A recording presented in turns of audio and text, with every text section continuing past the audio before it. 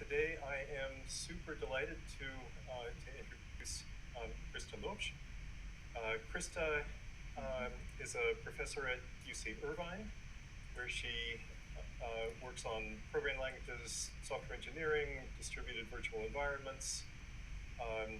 She has a long string of achievements, too long to list here, but quickly among them, she is an IEEE Fellow, an ACM Distinguished Scientist. She has won the Pizzigati Prize for Software in the Public Interest, and she has been, maybe most relevant here, a major contributor to the OpenSimulator platform and project, which she is going to tell us about today. She is also one of the founders of the Midspace virtual conference platform. Crista, please take it away. Thank you, Benjamin. Can everybody hear me? I hear you, yeah. And we see your slides. Okay. So I'm quite used to giving talks in virtual platforms, and one thing that I always pay attention to the chat. So if you have any questions, feel free to just chat or comments or side conversations with each other. Feel free to chat away, because I actually find that as one of the cues of engagement. So I don't think that you're being rude by chatting.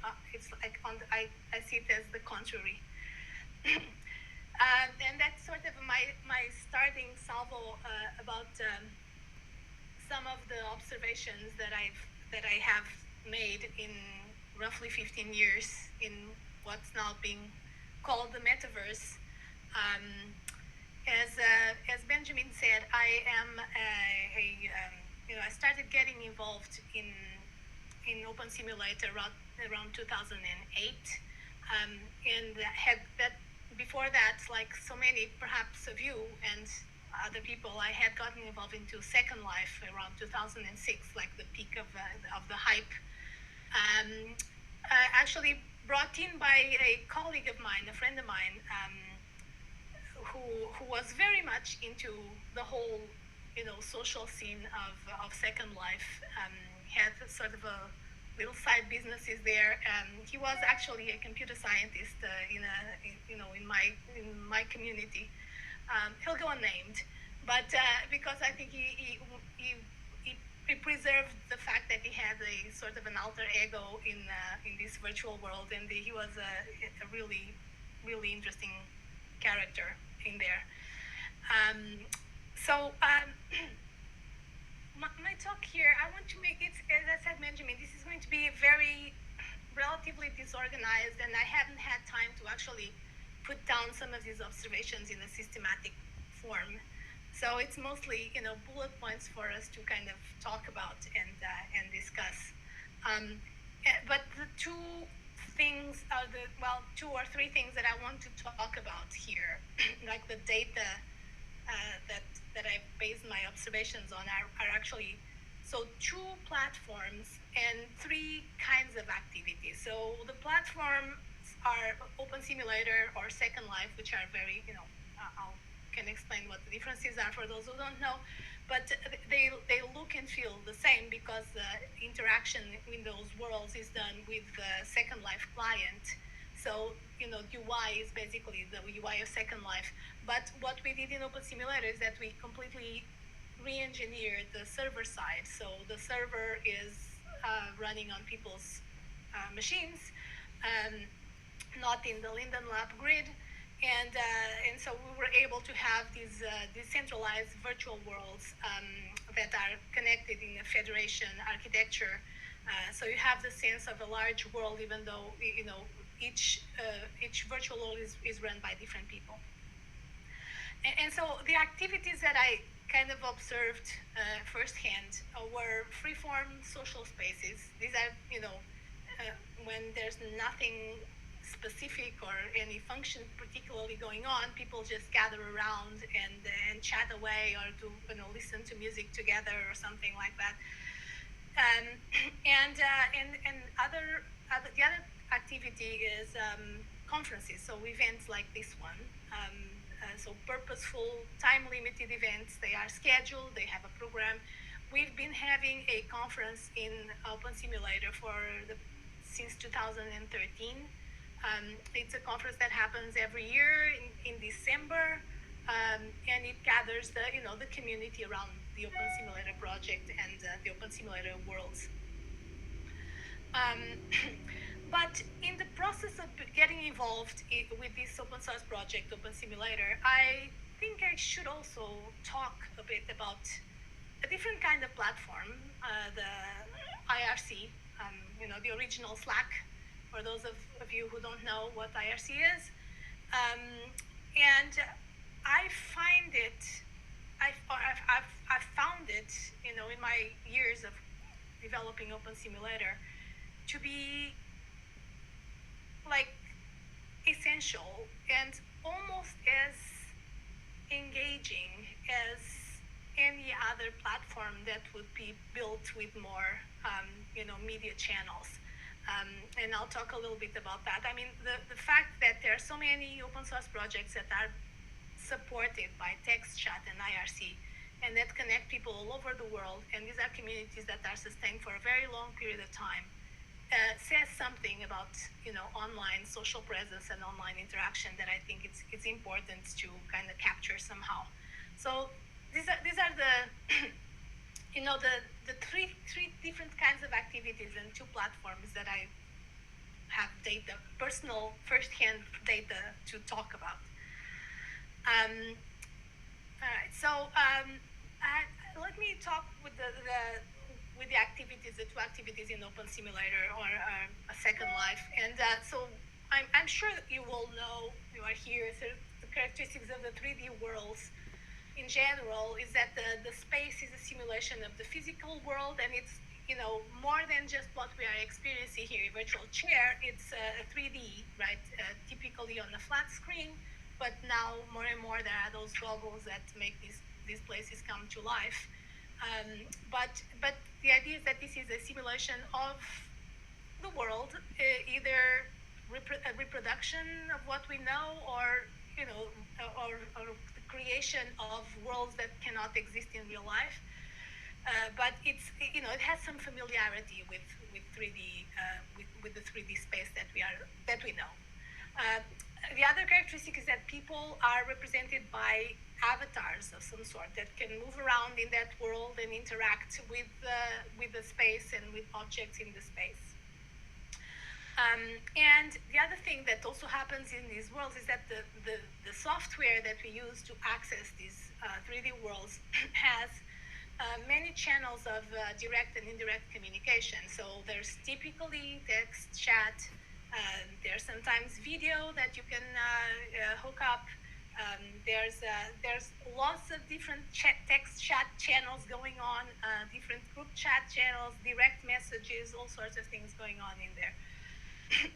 There may be media streams, so the world may be connected to a music stream, YouTube videos, like external videos, all sorts of media. Basically, many of these viewers are basically compilers of media streams. That's basically what they are, and at the basis. And so if you have that model in hand, then you can actually think about designing interesting viewers about what kinds of media streams are you processing and how you combine those media streams. Now, one thing about these virtual worlds, these 3D virtual worlds, is that they are they have a very steep learning curve, and certainly is true for the Second Life viewer. But it's true in general for World of Warcraft, any game that you install and you try to play in 3D. There's usually a very steep learning curve. The more of these games you play, the easier it becomes. But in the beginning, it really kind of throws a lot of people off. People try to get in, but they just fall off the curve. And for every, I don't know what the ratio is, but I would say at least for every 10 people that try, there's perhaps 9 that fall off that learning curve, just don't get it, don't have time, and there's just only one that kind of is motivated enough to kind of move forward.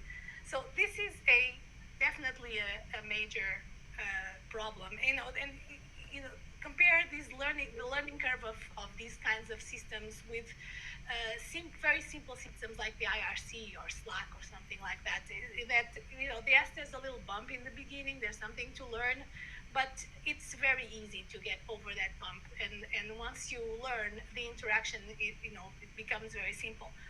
Now, it's also true for these big viewers like Second Life or World of Warcraft or something like that, that once you pass that bump, then the perception of difficulty really lowers. And so the experience that different people have with these virtual worlds is quite different depending on where in this curve people are. And so you get people saying, "Oh, this is so easy, it's so fun," and you get people saying, "I hated it. I couldn't do anything." It's just depending really on where you are on this curve, the experience is completely different.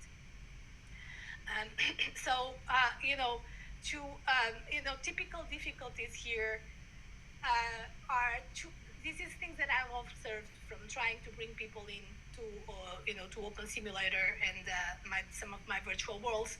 And these are normal people like all of you, and some people who are not used to 3D games.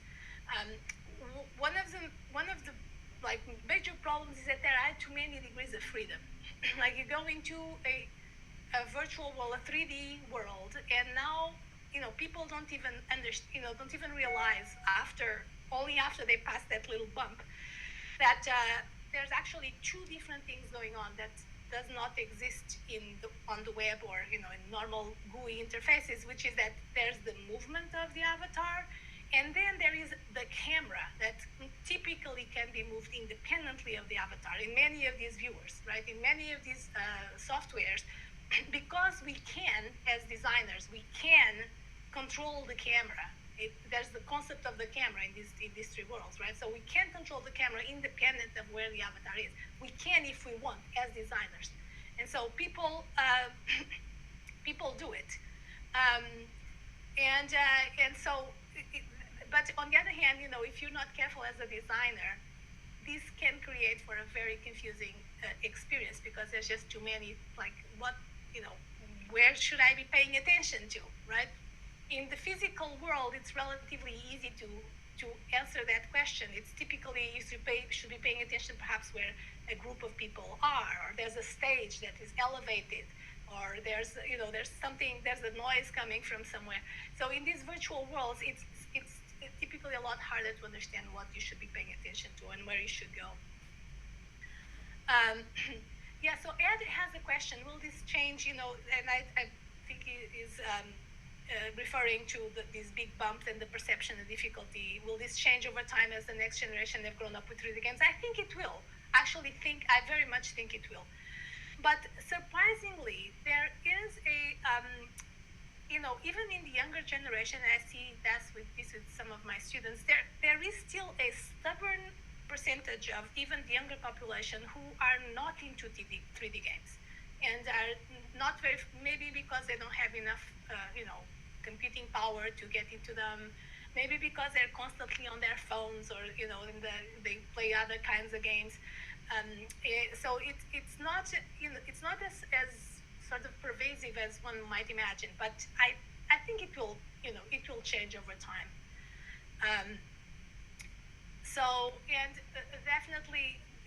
So Adam also has a comment that designing with mindset of inclusivity could help lower definitely, and that I think is a big challenge on the designs of these very rich media spaces, to figure out how do you design for accessibility. In fact, just talking about that, believe it or not, one of the strongest communities in Second Life and OpenSimulator are communities with disabilities, which is an interesting sort of almost kind of weird fact.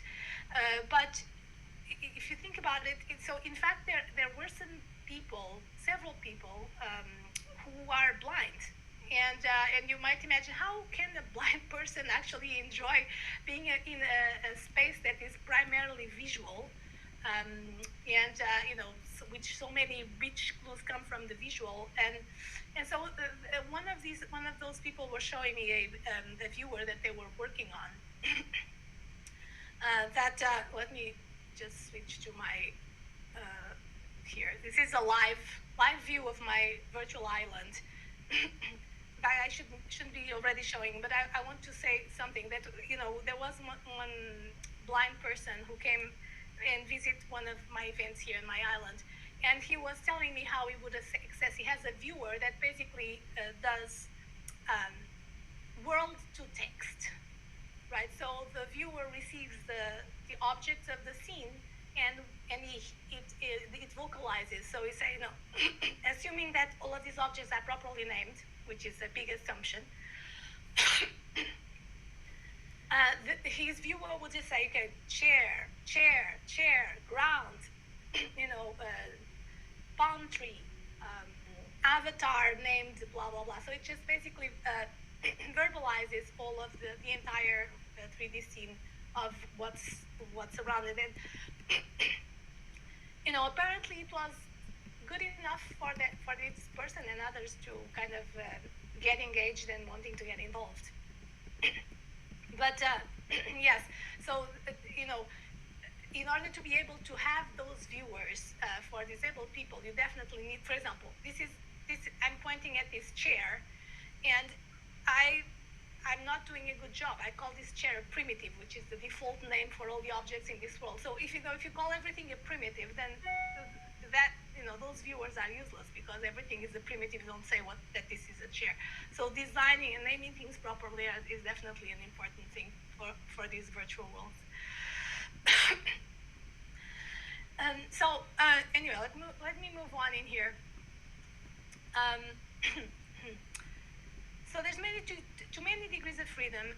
There can be, and it's certainly in many of these games, there's an overwhelming 2D UI. So there's too many, besides the world, the 3D world, there's too many other things going on. There's the inventory, there's buttons for communications, there's perhaps links or UI for going to a store, or there's lots of settings.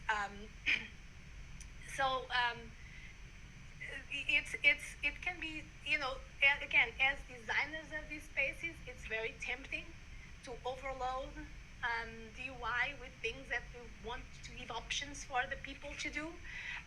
But one thing that I've come to realize in designing these spaces, especially when there's so much that we can do, is that designing under very strict constraints is usually much better than designing under complete, open-ended interaction.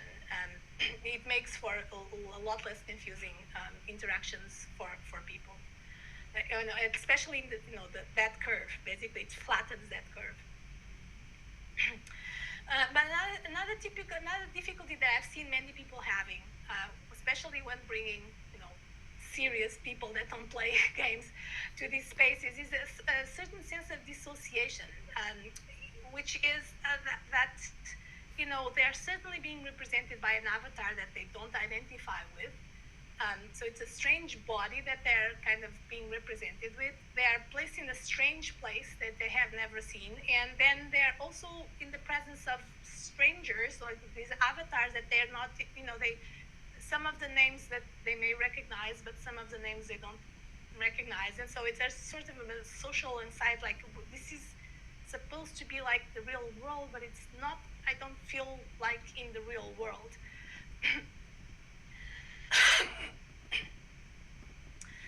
Yeah.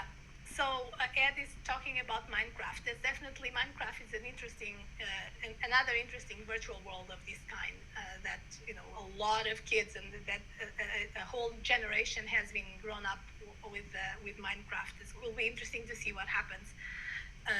How that generation functions in these rich, serious spaces from here on.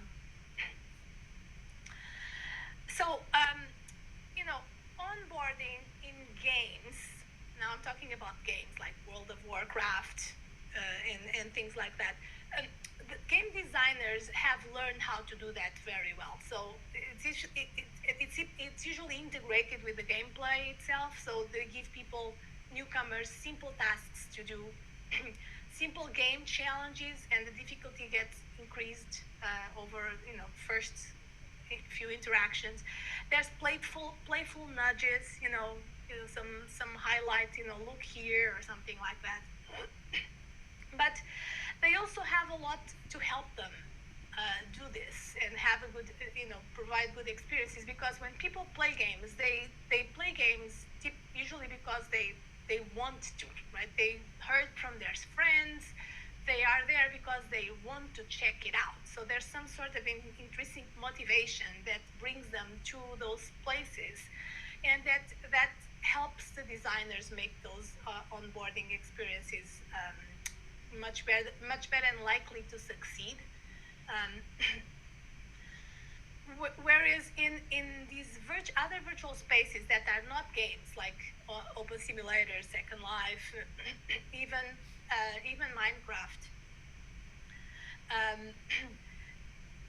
you know, we we try to make it similar. So there's usually these tutorial zones or tutorial islands,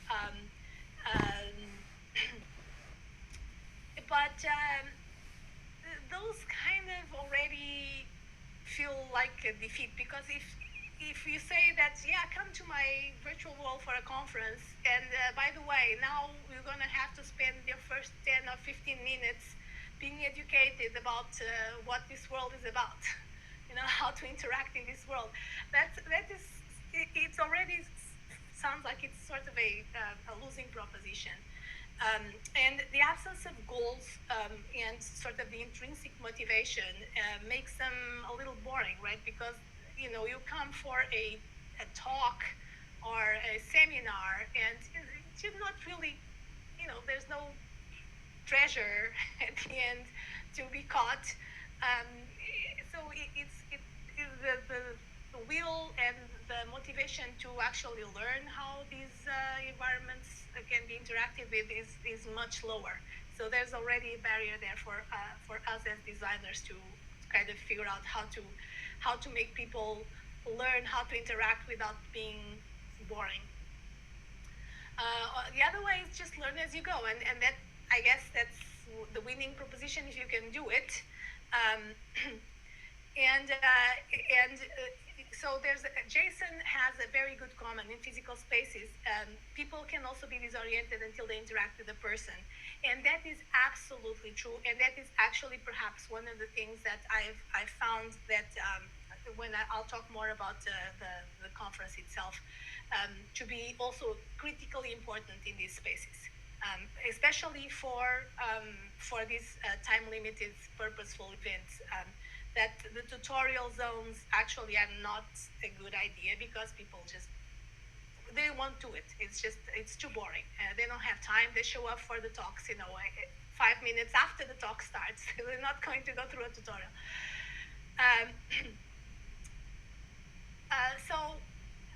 Let me talk a little bit about what happens in this zone for the people who are already, that invested enough that they know how to interact. Not the newbies, but I'll talk about what I observed about people who were capable of passing this learning curve and participating in these 3D environments. So for freeform social spaces, like some places in Second Life and in OpenSim, they can be engaging, but it's the same kind of thing that going to a cafe can be engaging, or a pub, right? It's a social gathering. So if there's a sense of community, a sense of belonging, you go to the cafe to meet the people that are usually there after work, or after lunch or something like that. When there's something to talk about or do together, right? When you have, I don't know, whatever you do. In Portugal, I'm from Portugal. In Portugal, we have very much this culture of going to the cafe, right? After lunch, or something like that. And so there's this sense of a community, of belonging, of just chatting and gossiping and stuff like that. That's pretty much sort of when these social spaces can be engaging, is when you have that same kind of situation. And also when there's a sense of place, you go to somebody's house, or you go to somebody's cafe, or somebody's nightclub, or something like that. There's a sense of place.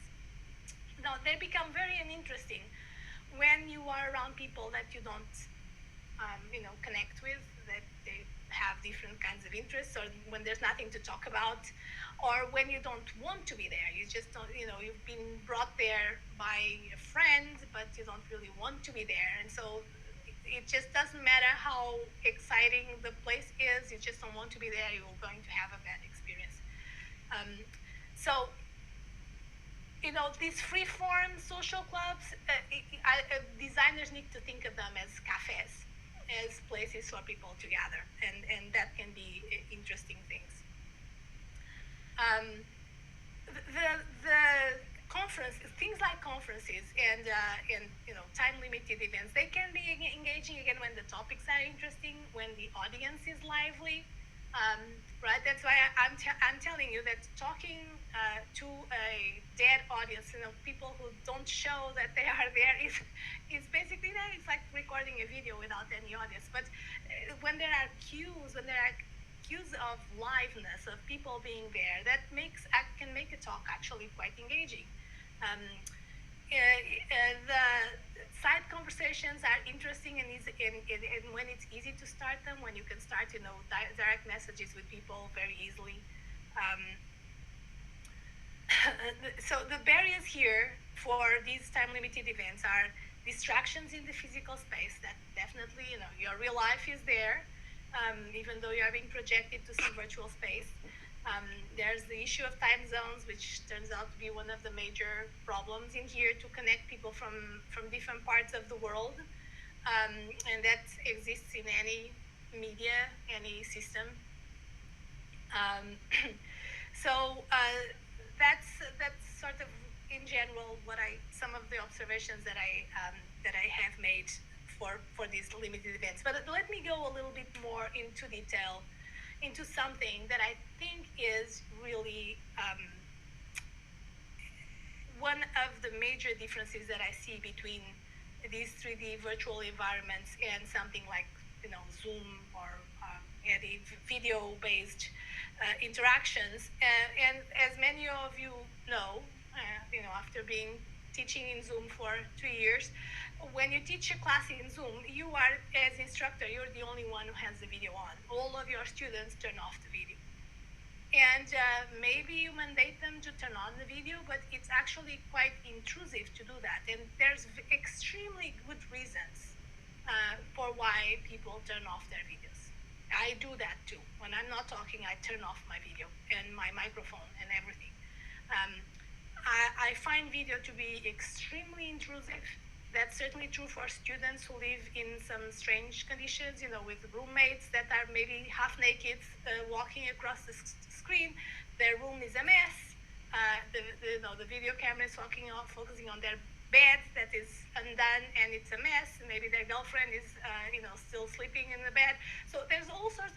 Video is a super intrusive window into people's private lives, and I've always found that the avatarization, which is basically this idea that what you project on the internet is not a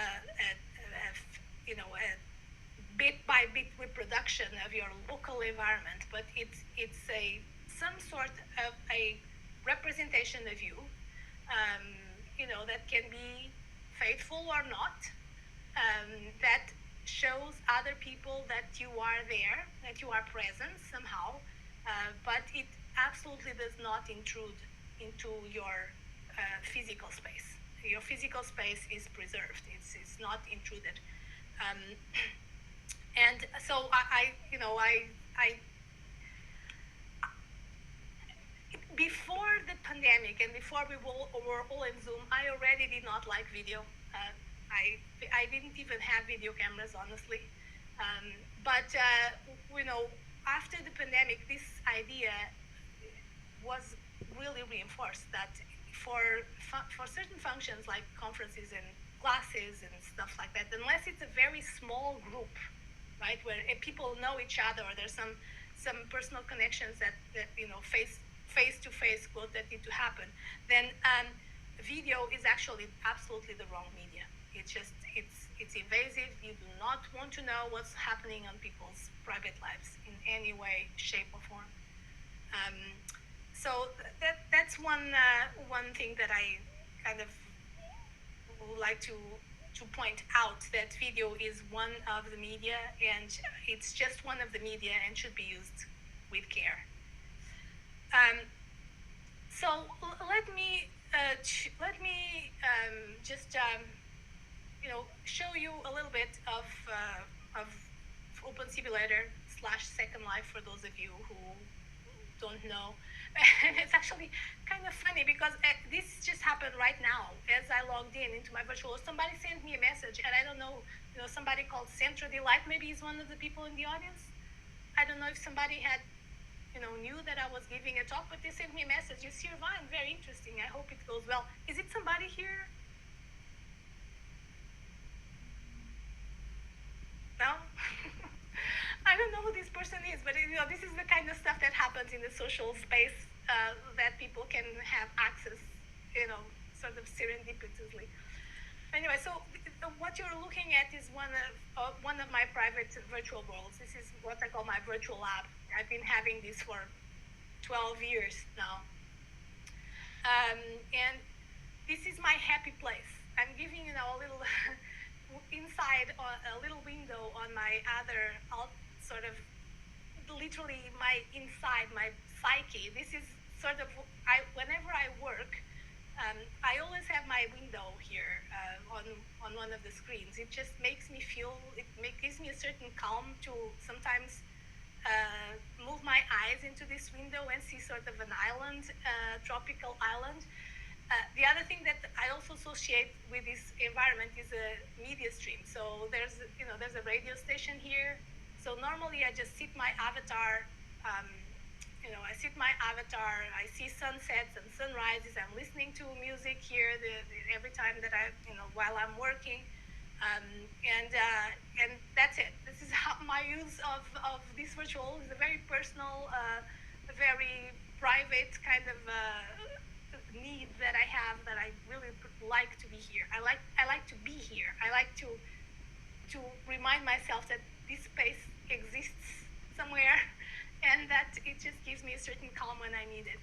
But other than that, I've organized eventing here, and you see that this island has different parts. So I'm just going to stop moving my avatar because it's kind of boring, and I'm just going to move the camera because it's much faster. So there is this auditorium over here that just looks like a regular, auditorium with a stage and chairs and stuff like that. So we've used something like this to design our big conference center for the OpenSimulator, which is not, this is my private island, but we used some of these setups to design those conference center spaces in another server that I also have. But I've run some seminars in here, some smaller workshops and stuff like that. So this is there's the seminar over here. There is the part of the poster sessions. There's possibilities of posters over here. Each one of these little squares has their own voice channel, so people can switch to voice in this space, and it's a private voice channel than this one over here. This, if somebody's here. And there's all sorts of little, interactions that I did myself just for fun. That the presenter can sit on this chair, and that it has control over, what people are seeing. There's a sort of, I've been playing a lot around with the control of the camera because I find the camera quite an interesting thing. So there's the power here to control what the audience is looking at. So you can control their camera.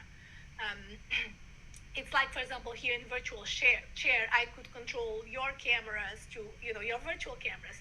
to point at different parts of this space, for example. So that's what the capability that we have here too. There's stuff that happens when people sit down that their cameras are pointed in the right thing, in the right place, etc. There's all sorts of interesting design options for controlling these spaces and the interaction that people have with these spaces, what they see, etc. So this is the conference center. There's a smaller room over here that I also kind of used to experiment with different interaction designs. So one is what I call a paper reader. So this is a screen where you can upload a PDF, and then you can go through the different pages of the PDF, annotating the PDF. It's like a PDF reader that you leave annotations, but this is shared. So other people coming here will see these annotations and can add more things to it. So this would be for I've used it sometimes with some of my students before we had things like overleaf and stuff like that you can have shared documents over on the web. This was sort of an early kind of system like that. This is a screen for presentations. So you upload the presentation and you can again point and highlight certain parts of the picture that is being shown here. The audience will also be looking at the right thing all the time. So I've used this little space for experimentation. This one is a screen that you can put live TV here, so streams like stuff that you find on Twitch or YouTube or something like that, and you can sort of watch together. And this one is a meeting table where I use it for different kinds of things. So actually, my latest experimentation here was to add these screens that are actually video panels, that if the person sitting here can have the option of turning on the actual camera, and then their picture would show up here, and everybody would see their video would show up here, if they wanted to project that. So I was experimenting also with including video in here. So there's another space over here that I was kind of also experimenting, sort of a thought experiment here for what would be like to do like virtual PC meetings in here, right? What kinds of interactions would we need to, for example, deal with conflicts of interest, kick people out when the papers of conflict of interest authors are being discussed? What can you do in here to show what paper is being discussed? What paper is coming next? So all of those functions are things that you normally you would design on a web application, and you can design also here in 3D, right? You can just think about how would this look in 3D, and so I've been having on my spare time kind of thinking through those thought processes about how it would what would it take to have a PC meeting in here. Anyway, so this is just a little tour of the environment. Let me just switch gears since we're getting close to the hour, and I want to have more free-form conversations in here. So let me just talk briefly about the IRC. And the fact that a text chat really is the glue of the metaverse, whatever you want to call it. Text chat is what binds people together. There's thousands of communities that have formed that are supported by text chat alone. And you see this in open source projects, in Reddit. In fact, for me, it was kind of a big discovery when I started getting involved with OpenSimulator. That was actually after I started, getting involved in Second Life. My colleague, friend, that brought me into Second Life, then we started doing something together there. And at some point, that required getting some advanced support from a library that was an open source library. And so he was the one who kind of introduced me to this world of the IRC that I also didn't know back in 2006. And I mean, that for me was an even bigger surprise than Second Life. I mean, Second Life was a big surprise, but the world of the IRC was an even bigger surprise. You know, the fact that I could just go to a chat room that was full of, you know, people, I guess, whatever you want to call it, some people that were there too, and you could just ask a question about something technical, and somebody would would answer to you. And furthermore, that you could do that without actually having to disclose who you are in real life. That for me was kind of a big like wow moment, right? That I could just go and I would not need to bring my baggage with me. Nobody needed to know that I was a professor at UCI. Nobody needed to know that I was a woman. You know, there was very low barriers. I could just, you know, no chit chat, no small talk. I could just, you know, blast my question, and somebody maybe would answer it. It was really amazing. So text chat has a lot of benefits, and in particular, text chat where people can somehow project some presence that is not necessarily a faithful representation of who they are in real life is actually a very liberating thing. And I don't know if this will continue because there's so many kind of laws and regulations and restrictions that are being placed on, you know, in online spaces. But and I can understand, you know, there's lots of disadvantages also of anonymity. People can behave really badly when they're cloaked. But there's also lots of interesting things that can happen, in particular in the participation of typically minority communities like women. It can be very liberating not to just to be a name, you know, a string. Your presence is just a string. That's it. Nobody needs to know who you are. So I found that extremely liberating, and that was a point, a kind of pivot point for me personally, where I finally was not afraid of getting into the hard technical things. Without, you know, I was not afraid anymore. I lost the fear. It was, you know, I was just a string, and you know, and people responded to my questions without any preconceptions about how I look or, you know, whatever. It was really absolutely liberating. So basically, you know, this idea of presence without any pressure is it's what I found a really good thing. It's mostly asynchronous. There's switch to synchronous when there are high intensity exchanges. I mean, in the OpenSimulator IRC, in the first few years, it was really intense. It was really, really crazy. There was people there 24/7. There was always chat all the time.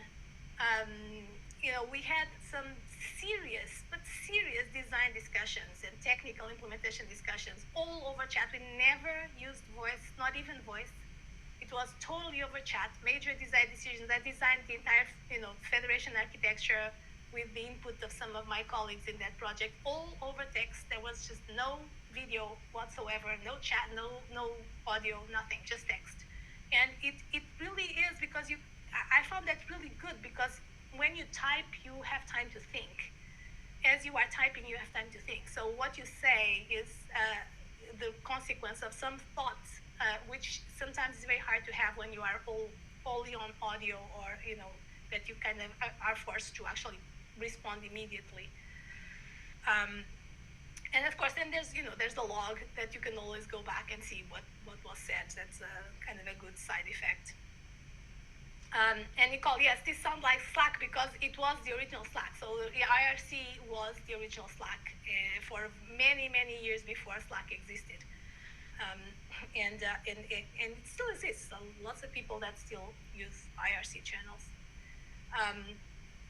So dimensions of design for these online presences. You know, basically as designers, we have streams, data streams. And these things that we are doing here this virtual chair or even Meetspace or whatever, we can think of it as apps, but what we really are doing is mixing streams, data streams. And we have text, we have audio, we have avatarization, we have animations, we have video, and we have, music and recorded video sources that have, pre-established content. And we can just, it's our role as a designer to make some sense out of this stuff. And in the process of mixing all together, I think we want to design for simplicity, for engagement, and for for people to have a sort of a good gut feeling about what's going on in there. So a lot of kind of sort of non-explicit or implicit cues and little things, little visual things that are not explicit, not always explicit, are actually play a big part in making the experience quite interesting. So, one thing that we did in Meetspace at some point was to support emoticons. So the idea that you are giving a talk, the audience, you say something and the audience can just click on the heart, and there's little hearts kind of animating up the screen or down the screen or something, stuff like you see in Twitch, for example. Some of those things that Twitch has done a really good job out of creating engagement, creating these lively places over video, for example. So I think I'll stop here. There's some, I hope I covered some of the. As I said, this is very unstructured. My talk's very unstructured. I hadn't really sat down and put these things into a more coherent presentation, but I wanted just to tell you sort of these very raw, very rough observations that I've made over these past 15 years in these virtual spaces, and hope to have more conversations with you. Thank you.